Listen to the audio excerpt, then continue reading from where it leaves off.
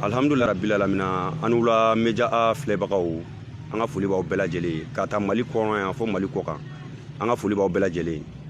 bo bi wulada nani aya sigileme ya bashite anye be banjugu ka video do de la ire soso kan avange amese o ma folo ama ira banjugu la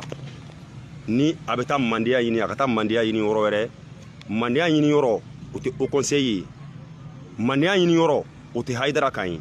akana yere mandia surasi nuya ni tenitigi nunu nga mogote mogosila nunu ka baraka ketugo de la mais banjugu nyinena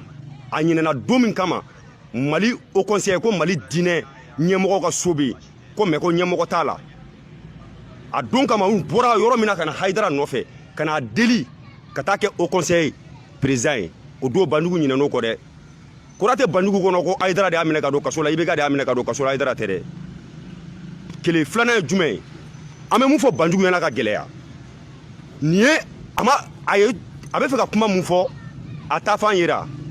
mais bi abena na famia ko mogo fene be jamana ngono mogo be quartier ngono munu mene be se ka jabi ka soro aidara ka sabara donta sabara koro o donné filile nyamana o ma jabi amena jabi bi aga afamia banjugu ti balo woro nyini ikata barake ki balo banjugu tay balo woro nyini masadaga ni ale ti balo tuguni banjugu ti balo yoro nyini haidara dogali ti balo tuguni banjugu ti balo yoro nyini malien kalambali to be malien ko mali to foite ame nyugo musala ka de me jamana mi ka sero mina ne banjugu yere te shitane banjugu ka jugal ne shitane ni banjugu te shitane eni ala te jamana mun kono ame kodo dala o maba banjugu bi ka ta kodo dutige ka wulo jigoro e bi se ka be mali dine silame o bla no na wa ere jatelente mali karamo fe I jatelente mali dine nyamo fo fe I jatelente fo la mali kono doro e ko ni be banjugu bi ka masadaga firi I ka masadaga firi gi bolo to nyini aidara de mu me shina aka usane banjugu burju be kele flana jume banjugu haidara ka sabara koro doni wala fili nyama na ka usani burju banjugu ye ko de damne de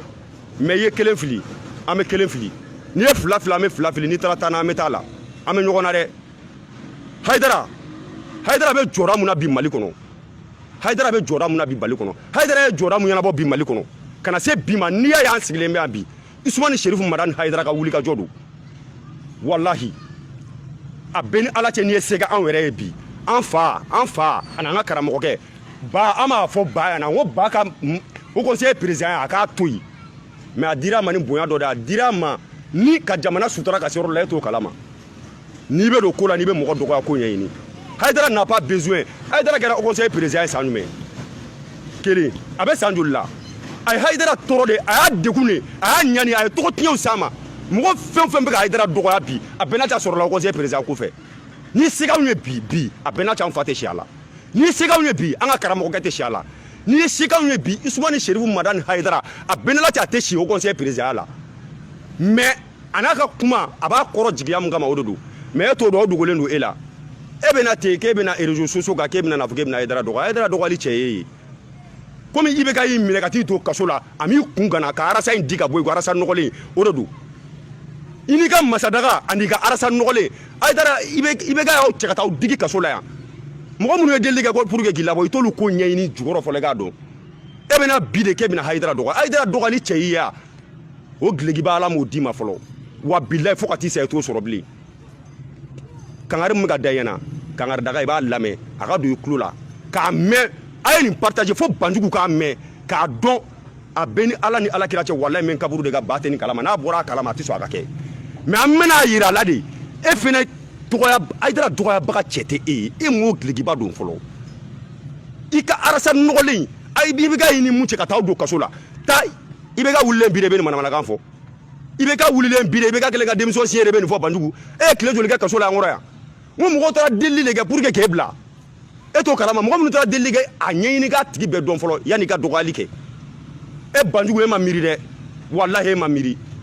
miri febi ni ga do ibe ga minale ko ka fanga ko karamo munu meta ko ta delige karamo tara mo unni kisi aidara mo mun ni kisi aidara mo do ala ka dinela e burju dumembe bi musira ga do ala e so mo dumembe mum na do ala fo ka tisa ita aidara ga sabara donen korole wallahi billahi ala to hijabu no valeur dai ka wallahi billahi alhamdulillah rabbil alamin Haidara ni cɛbaw de tɛgɛ bɛ ɲɔgɔn bolo cɛba minnu bɛ Mali la u dɔnnen don cɛba minnu bɛ Mali la minnu bɛ ka Mali kɛlɛ kɛ k'u ka giliki bɔ k'a da ni barika b'u la duwawu b'u kan u dɔnnen don Imam Mamadou Diko imam respecté Ousmane Cherif Madani Haidara mbu ye Chérifu Nyoro e bɛ na i kanto e bɛ manamanakan de fɔ bi parce que a sumana parce que i bɛ ka démission arandi e bɛ ni sigi télé la bi k'e bɛ taa média bɛ t'e ɲininka k'e bɛ taa fɔ k'e bɛ Haidara dɔgɔya k'a fɔ k'e bɛ Haidara dɔgɔya politique la nin ye fitini ye n'an y'i sɔrɔ an sigilen don ka nin kɛ de ka vidéo in partager i k'a ye ɲɛ la n'an y'i sɔrɔ a bɛn ni Ala n'a kira cɛ i bɛ tila k'i yɛrɛ ɲini yan nin ye fitini de ye an b'o olu ɲɛf'i ɲɛna pour que i k'a faamuya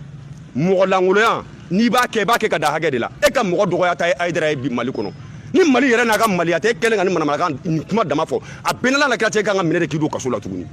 parce que i ye mɔgɔ dɔgɔya mɔgɔ min jɔlen don ɲɛmɔgɔya mun kɔrɔ ɲɛmɔgɔya mun a man d'a ye mais a bɛ ka jɔ a kɔrɔ faso ka ɲɛtaga kama faso kana bin kama Seko Lassana Kanɛ dalen bɛ yen nɔ i tɔgɔ fɔra marche in bɛɛ kɛra k'a ban i tɔgɔ fɔra jɔnni de ye kala sɛmɛ la e bɛ na de sisan k'i bɛna na nin fɔ ko pour que k'a fɔ k'i bɛ tɔgɔ sɔrɔ Haidara kan walima k'a fɔ k'i bɛ mandiya ni Haidara ya taa i tɔgɔ bɔ fa ɲini taa i mandiya yɔrɔ ɲini Ousmane Cherif Madani Haidara belebele a to yen i filan tɛ surunya ka k'a ye an bɛ yan bi an bɛ Bankɔni Jɛngɛnɛbugu de kɔnɔ on est prêt wa aw ci de ye sisan nɔ an bɛ k'a faamuya ka Haidara dɔgɔya ka tila ka pɔn tigɛ ka na k'a bɛna yafa deli Haidara fɛ a bɛ da kɔrɔlenw ma vidéo kɛra kɔsa in na ka yafa deli an ye o k'u ma vidéo bɛɛ la u bɛna lajɛ o mɔgɔ min y'o kɛ b'a dɔn don média kɔnɔ i b'a ye ni ye nin manamanakan fɔ ka tila k'a fɔ tuguni k'i bɛ n'i cɛ ko ka na yafa deli la bɛɛ n'a cɛ point sans interdit don e ma e tɛ dɛ diɲɛ mɔgɔ si an t'o da tuguni ka Haidara dɔgɔya tila k'i b'an ka Jɛngɛnɛbugu pɔn tigɛ k'i bɛ don ka na Jɛngɛnɛbugu kɔnɔ k'i bɛna yafa deli la interdit a tɛ kɛ tuguni n'a ye cɛ o cɛ sɔrɔ la bɛɛ n'Ala de ka ca a bɛ ko ko wɛrɛ de don on en a marre a ye cɛkɔrɔba tɔɔrɔ toro diɲɛ Haidara ko debinala diɲɛ la debina wulila ka ko la fɔ bi a ko Ala ka tiɲɛ dɛmɛ tiɲɛ ma dɛmɛ bi ya ko dɔ bɛ mɛn ko minnu tɛmɛna san 10 san 20 k'u ma tila ka na tiɲɛ segin a ma ma kɛ ya cɛ o cɛ y'a dɔgɔya a bɛɛ ma tila ka malo wa a bɛɛ ma tila ka na yafa deli la yan a bɛɛ nana yafa deli la an ka Jɛngɛnɛbugu kɔnɔ Jɛngɛnɛbugu ye quartier barikalen de ye Ala de ye barika don Jɛngɛnɛbugu la mɔgɔ min y'a sigi a tɔgɔ Jangɛnɛ Ousmane Cherif Madani Haidara bɛ yan nin professeur Aliou Konate belebele a dalen b'a ka so kɔnɔ Ala y'a miniji dɔgɔya a bɛ yan nin pour que i k'a faamuya quoi a bɛ f'i ɲɛna fɛn bɛɛ mɔgɔba bɛɛ dɔ bɛ Jɛngɛnɛbugu la a gitari fɔla o bɛ yan nɔ Mama Sisoko a gɔni fɔla o bɛ yan nɔ Basewu Kuyate a tamani fɔla o bɛ yan Baba Sisoko Ala ye mɔgɔba na sugu bɛɛ de di Jɛngɛnɛbugu ma Jɛngɛnɛbugu tɛ quartier den ye dɛ e dɔnnen tɛ i somɔgɔ dɔnnen tɛ i fa dɔnnen tɛ i ba dɔnnen tɛ buruju dɔnnen tɛ e yɛrɛ ka karamɔgɔ ye jɔn ye jɔn ye e kalan Haidara ninnu bɛ yan nɔ jamana de kama Haidara ninnu tɛ y'aw ka du kama wallahi billahi n'o y'a sɔrɔ wallahi billahi Haidara ni Mamadou Diko ani Buye ninnu bɛ yan k'u poche kɔnɔna de kama bi Mali silamɛya kɛlɛli la ka Mali jamana kɛlɛ yurugu kɛlɛ wallahi billahi dɔ b'u poche kɔnɔ sa wariko tɛ bilen a bɛɛ n'Ala na kira cɛ n bɛna mun f'i ɲɛna i b'i hakili to a la nin ye kelen ye an sigilen don k'i kɔnɔ réponse wa n'i mɛnna n'i ma filanan bila an b'i jaabi on est prêt à te répondre Haidara t'i ka manamana mɔgɔ ye k'i b'a fɔ k'i bɛ bila Haidara la o conseil e tɔgɔ yɛrɛ e ye silamɛ yɛrɛ ye ya i jatelen tɛ silamɛw fɛ yɛrɛ i jatelen tɛ o conseil kɔnɔ i jatelen tɛ silamɛw fɛ e bɛna na ko o conseil k'a bɛɛ b'o kɔnɔ e ni jɔn b'a kɔnɔ jɔn ye ladon a kɔnɔ bonya t'i kan mɔgɔ si t'i dɔn i somɔgɔ dɔnnen tɛ i ka karamɔgɔ dɔnnen tɛ on en a marre de toi n'a ye o conseil ka kuma min ta tuguni k'i b'a fɔ k'i bɛ critique kɛ politique la k'i bɛ Haidara dɔgɔya a bɛɛ n'a cɛ Banjugu n'a y'i sɔrɔ tuguni a bɛ juguya ni nin ye on est prêt à te répondre o de kun don n bɛ fɛ k'a ɲɛfɔ an na a ye vidéo in partager fo Banjugu k'a mɛn a y'a partager média bɛɛ kan a ka taa mandiya yɔrɔ ɲini i bɛ ka minɛ gitigi ka so la i ma fɛn min fɔ na i bɛ ka wuli minɛ jɔ manamanakan na ko o conseil ye mun ye a b'i n'i ka dumuni di ta jɛ o conseil yɛrɛ ka Haidara ma dekun de ye bi n'i ye se k'an ye a tɛ si a la on en a marre de vous o tuma ɲɛmɔgɔw tun t'a ni Haidara ka na a kana na fitinɛ foyi don silamɛya kɔnɔ e Banjugu ye sitanɛ de ye i ye sitanɛ de b'i sira sitanɛ sini